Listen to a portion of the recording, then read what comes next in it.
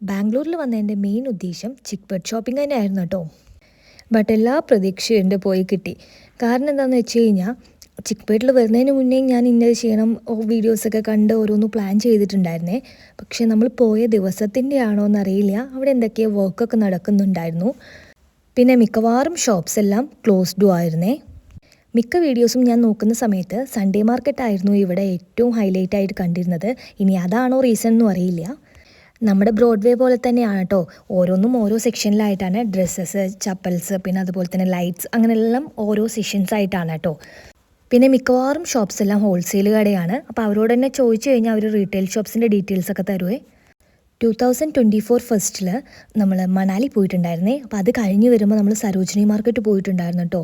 അവിടെ നിന്ന് നമുക്ക് കിട്ടിയൊരു ഷോപ്പിംഗ് എക്സ്പീരിയൻസ് ഉണ്ടല്ലോ, ആ ഒരു പ്രതീക്ഷയിലാണ് ഞാൻ ഇവിടെയും പോയത്. പക്ഷേ ഇവിടെ എനിക്ക് അത്രത്തോളം കിട്ടിയിട്ടുണ്ടായിരുന്നില്ല. ചില ഷോപ്സിലെല്ലാം ഫിക്സഡ് റേറ്റിന് എഴുതി വെച്ചിട്ടുണ്ട് കേട്ടോ. അപ്പോൾ അതുകൊണ്ട് തന്നെ നമ്മുടെ ബാർഗെയിൻ സ്കില്ലൊന്നും കൊണ്ട് അവിടെ ഒരു കാര്യമില്ല. നമ്മുടെ പാലക്കാട് പറയും കേട്ടോ, നടന്ന് ഉപ്പാട് ഇളകി എന്ന് പറയേ, ആ അവസ്ഥയായിരുന്നു കേട്ടോ. നല്ലപോലെ ടയേർഡായിട്ടുണ്ടായിരുന്നു. അത്യാവശ്യം നല്ലോണം നടന്നിട്ടുണ്ടായിരുന്നു. എന്നിട്ടും വേണ്ടൊന്നും കിട്ടിയിട്ടുണ്ടായിരുന്നില്ല. അത്ര സാറ്റിസ്ഫൈഡ് അല്ലാത്തൊരു ഷോപ്പിംഗ് ആയിരുന്നു കേട്ടോ ഇത്. അപ്പോൾ ഓക്കെ, ബൈ.